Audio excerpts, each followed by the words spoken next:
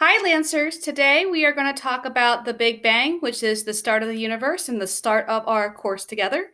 So we're going to work through a Playposit today. And if you've never used a Playposit, basically it's a video that will show you content, but then it will stop you and ask you to answer a question to kind of check to make sure that you understand. And it'll do that through the video to the end. And at the end, it will kind of tell you how you did. You are welcome to go back to a section and replay it if you kind of missed the question that we're asking you. Or at the end, if you do not like your score, you can go back and try it again. This is meant for practice and for learning. So if you need more help, please let me know. But there's also a video guide that FCPS provided in the onboarding materials folder, so you can use that as well. So the Big Bang is the beginning of our universe, and as its name implies, it's kind of like an explosion. So the way that the theory goes is that all the material that was in our universe, all of it, all of the planets, all of the stars, the hydrogen, the helium, comets, everything, all of that stuff kind of got squished down and compacted and compacted and compacted more and more and more until it was packed in this really tight ball.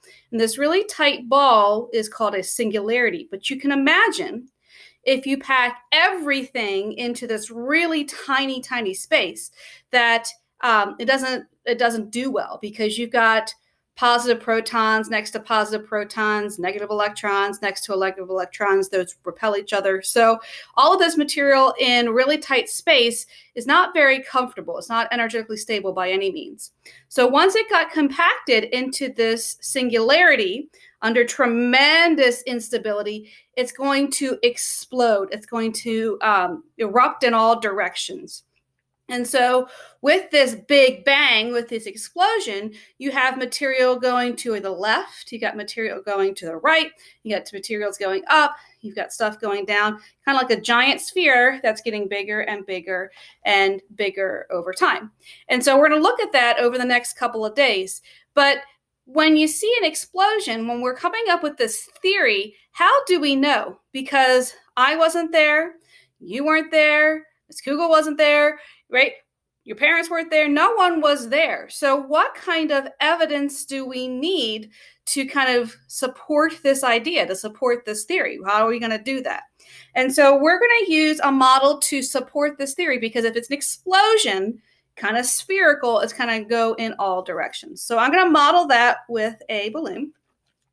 And we're going to use this to represent the singularity, because it was originally all in one compact area. And as a result of the Big Bang, it's going to get bigger and bigger and bigger. So what I'm going to do is I'm going to blow this up a little bit.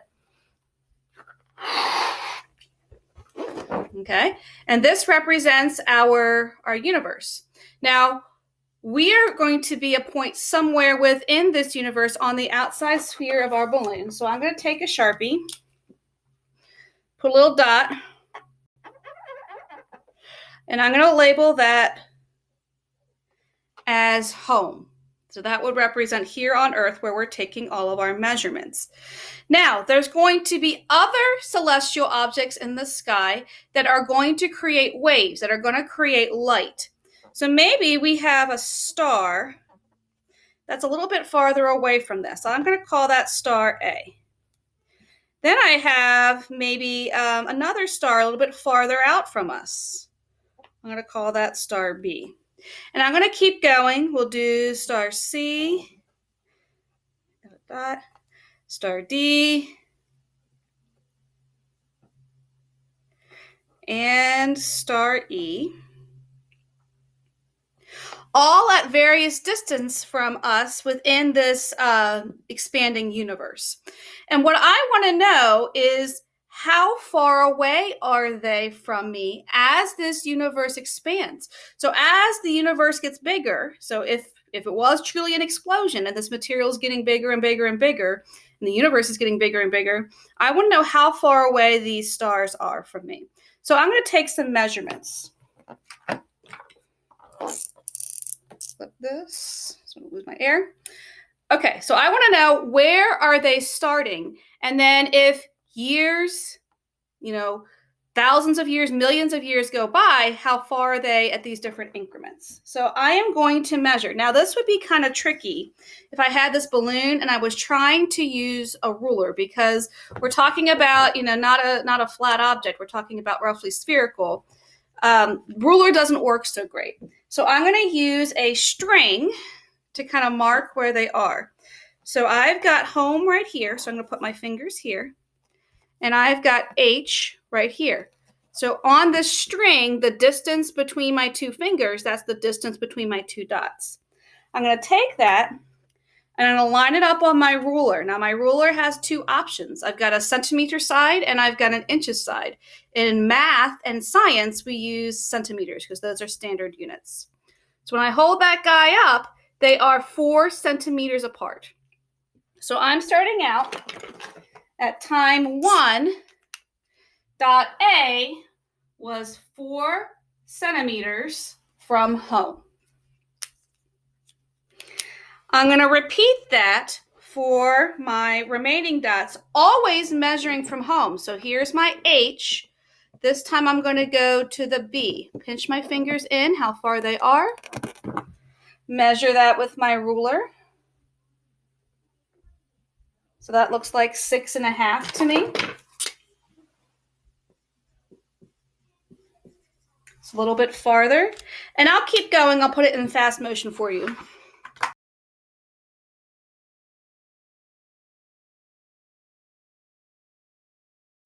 All right. So there we go. There's our data. We can see that dot A, B, C, D, E, those galaxies are getting, and the stars are getting farther and farther away from home at time now. So if the Big Bang Theory really works, this is an expansion, right? So I'm going to take my universe and I am going to blow it up even more. I'm going to expand it as a result of this explosion.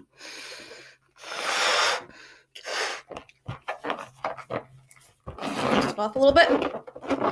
Okay, now look what kind of happened. We can see that as it expanded, we have the dots that are changing distance from home. So we've got where we are here on Earth right now, and then we've got all of our dots kind of expanding their distance.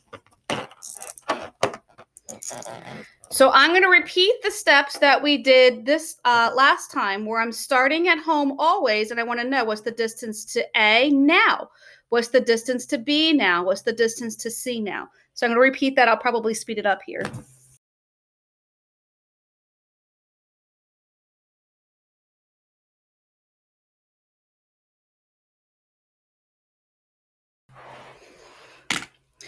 All right, so I think this is kind of interesting. So I know I expanded my universe. I know I expanded my balloon, but now it doesn't look like they're all going away at exactly the same rate. So A more or less stayed the same distance from us. B more or less stayed the same distance from where we are. C, and I lost my purple marker, but C, notice that now this is jumping almost a centimeter.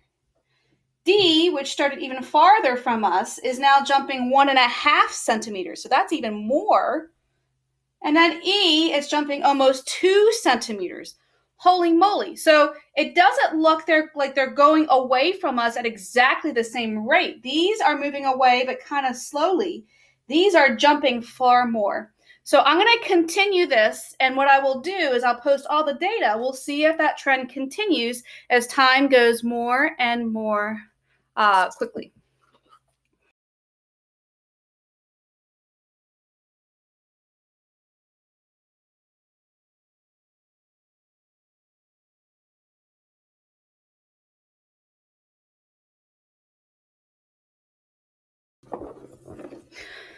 Okay, so what do I see here? Well, does A move away from us? Yes, but it's doing it pretty slowly. Does B move away from us? Yes, it's still doing it pretty slowly.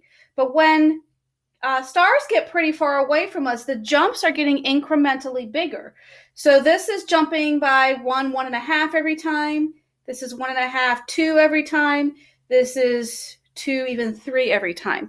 So that means if we are able to figure out how far a star is away from us, we can see that over time, from day to day, year to year, the distances of stars close to us change really small, but the distance of stars that are really far from us change much more quickly. And so that's kind of evidence for this idea of an expanding universe, this kind of spherical explosion where you're getting progressively farther away. But what we see is that stars that are farther away from us actually move away quicker, and that's called Hubble's law. So as we work through the Big Bang, thinking kind of like the balloon as a model, we can actually infer what happened back at the Big Bang based on the fact we can measure the distances today. Because if now we see the universe getting progressively bigger and bigger and bigger, so if we can see this, right? If we can model that, then that implies the reverse was true in history, down to that singularity. So I hope that was helpful, and that's the Big Bang.